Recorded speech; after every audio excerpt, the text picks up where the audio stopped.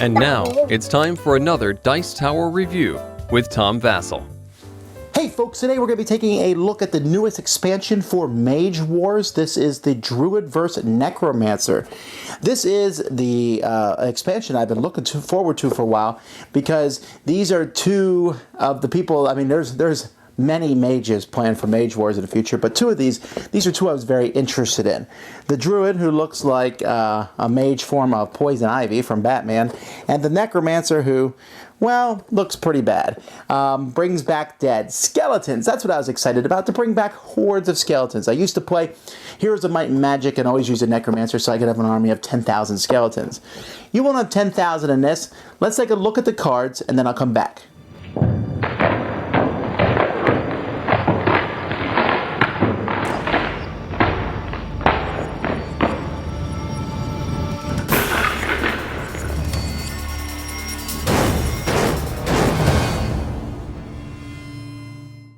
Okay, let's take a look at the Druid first here, who apparently likes to wear a few vines. The Druid is the next nature school, but also is level 1 in the water school, which is okay. I'm anxious to see sometime at some point a mage who's all about the water school. They've helped this out by including a lot of acid balls. Let the jokes begin on this one. That can be used by both, by many different mages. So this is a new spell here. It has a chance of corroding. Corrosion is the big thing with this set. But the Druid has two special abilities, and they're both very handy. First of all, the Druid has these vine markers. Essentially, on a Druid's turn, she can place a vine marker during each deployment phase, and these vine markers can start next to or adjacent, and then they can grow adjacent, and pretty soon you can get vine markers all over the board. And many of your creatures can be deployed at a vine marker, and some of the vines can do things to your opponents. We'll take a closer look at that in a bit. The second cool thing a Druid has is the fact that she can tree bond with a friendly tree. And this basically gives you 4 trees that she can tree bond with. You have the Aetherian Life Tree, the Samara Tree, the Makhtari Great Tree of Life, which is at Disney World, and the Vine Tree.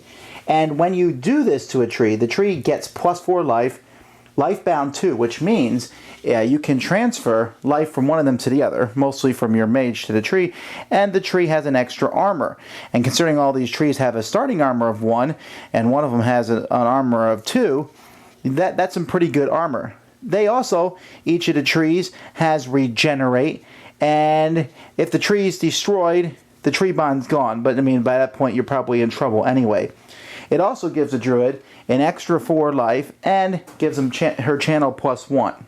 Each of the trees is also unique in their own way. I'm kind of partial to the Tree of Life because it gives everyone in that zone a regenerate +2. Put the Druid there with her tree, and you have some neat things there. So that's the Druid. So she's pretty cool, very useful. Then we have her counterpart here, the Necromancer. Now, I've always been a big fan of Necromancers because I like using the skeletons and stuff from them. But I don't know, this is a really dark Necromancer. At least the artwork and many of his minions are super dark. In fact, I think this would be a good point to look at the books that come with this one. Here we have the Nature's book. Okay, that's a pretty cool book. And here we have the book from the Necromancer. That's gross. It really is. Alright, anyway, I guess you could argue that necromancers are by nature gross, and of course you would be right. So anyway, back taking a look at the Necromancer. He has the ability to make someone an eternal servant, which means he can basically bring them back to life. This game has a reanimate in a sense, where when somebody falls down, you can pay money equal to their level or to their deploy cost, and they can come back again. Now, you can't cast this on legendary people, which is probably good. It would be abused. But it can be done to his many, many minions. He's also immune to poison and has a chance to pay mana to put direct poison damage on other people. And he's a dark mage, just like the Warlord. Alright, let's take a look at some of the cards that come in this set. We have many new creatures. Here's a couple of the nature creatures. The Raptor Vine and Kralathor the Devourer. Both these are really cool. This one, they're hydro immunity, so all these acid spells in this aren't very useful against these guys. In fact, if you're going up against this creature, you or the druid, you definitely want fire in your deck. Whoa, you would destroy her with fire. So many of her creatures have a tendency to go up against fire, and many of them, like the Vine Snapper here or the Thorn Lasher, are rooted, which means they can't move.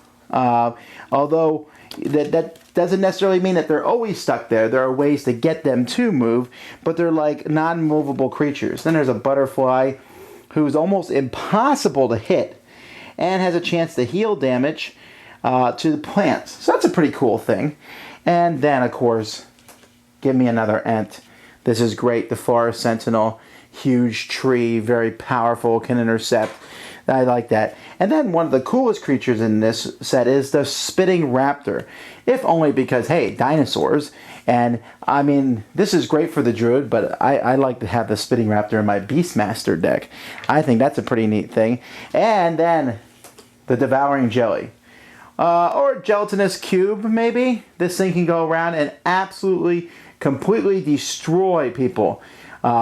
It just gets rid of them forever, just demolishes them, and it's very difficult to wound, and it reconstructs, which is a way to basically reconstruct means to heal non-living objects. The Necromancer has some nasty stuff too, the Grey Wraiths and the Acolyte of the Bog Queen, who's basically like a evil cleric, and the Ravenous Ghoul. So you have your ghosts and ghouls, and this guy, who's nasty as all get out. The Shagathazora, he starts out fairly weak, but he can obliterate a friendly zombie creature in the same region to give him a growth token. This token gives him +3 life and +1 melee, and he can continue to do that. He can have up to 6 of these. Can you imagine this guy having 12 life and 10 melee? That's crazy, but it's possible. Now, the Necromancer is more about creatures, I think, than any other mage in the game. He has 2 main groups of creatures. He has the skeletons, who are super cheap. Look at this skeleton minion. Very easy to get out. I mean, it's immune to psychic, so, you know, beware, Force Master. But he also has more powerful ones. He has the fast Deathfang dogs and the skeletal archers, and then skeletal knights, and Mort, who's a really fun skeleton who can help heal the other ones. At the same time, he has the zombies, the zombie crawlers. And look, there are only 4, so easy to bring out on the board. Unstable zombies, venomous zombies, plague zombies who can like blow up when they're hit and rot people around them, zombie brutes, and more. There's also some cool spells. The Druid has a way to get rid of burn. You know, hey, if you're going to come after with fire. The Necromancer has a way to reassemble, to reconstruct skeletons. A cheap, powerful spell, only works on undead things. Unholy Resurgence, which lets you heal all your skeletons. The Druid, on the other hand, can shoot thorns, picking a vine marker, basically having it explode in someone's face. You can animate dead people. This is fantastic.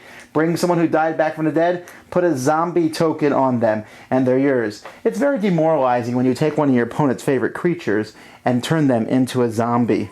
Zombie Frenzy, make all the zombies fast and annoying. The Druid has Bark Skin, which is great. Gives her armor 2 and regenerate 2. And it has an upkeep cost to it. But, I don't know. She needs this and it can really help her out again. While the Rise Again, Stumble, they both have walls. There's the Wall of Bones and the Blood Spine Wall, a wall made up of thorns.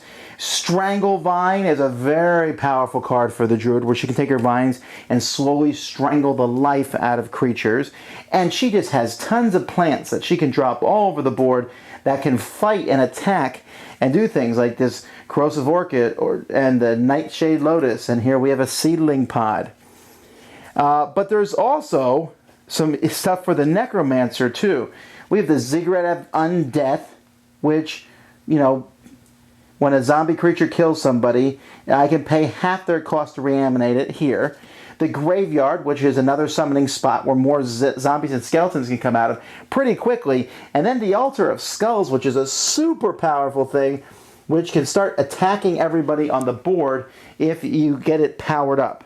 There's also more equipment in this one, and this equipment, some of it will be useful for all the mages, like this one here, where you can add 3 mana to your mana supply, just as an action. If you have nothing else to do, not a bad thing to do. The Vine Whip Staff for the Druid gives her a thing. The Veteran's Belt, which I think a lot of people will use it because you can convert 2 critical damage to normal damage, a cheap way to do that. Dark Mage can now have the Cloak of Shadows, which lets him be obscured, hard to shoot him with range attacks.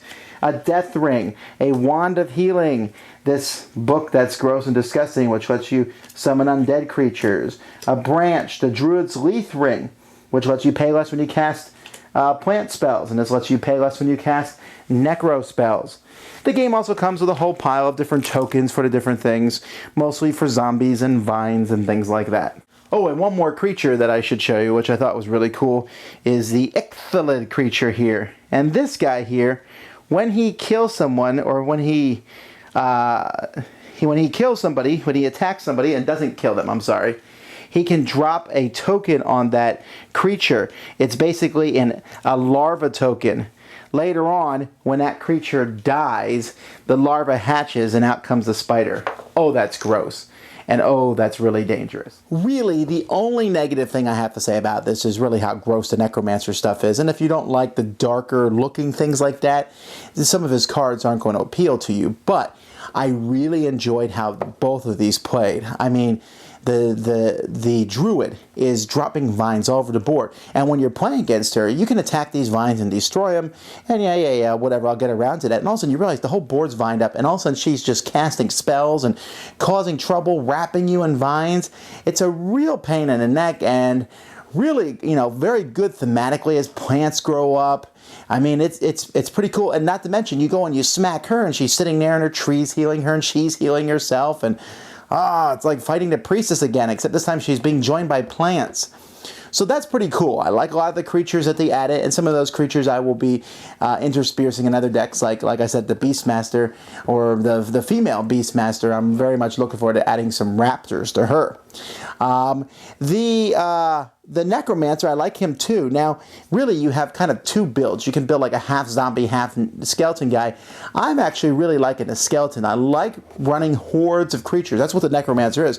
He just runs creatures and creatures and creatures, and they're going to get blown up, and so he might reanimate them or not. He can produce more of them, and I like that aspect. One of the things I like about Mage Wars is the diversity that's in the game, where you have attack spells and things. And one of the things that I want to do once in a while is just run a person who just has creatures. Creatures. The Beastmaster is close to that, but man, I think the Necromancer is the number one guy there, because he's just going to keep swarming them out, swarming out all these different creatures coming after each other. These guys are an interesting matchup. It's almost, maybe people who know the game much better than me would say these aren't the 2 best to play against each other, because I would love to take the Necromancer up against the Beastmaster. I think that'd be a cool matchup, or the Druid up against the Wizard. Of course, you don't want to go up against my Wizard Druid, because my Wizard's loaded with fire. But it is interesting. Obviously we have the dichotomy here. We have life and we have death, and I think that's cool. And they do play against each other, but the level of tactics they brought.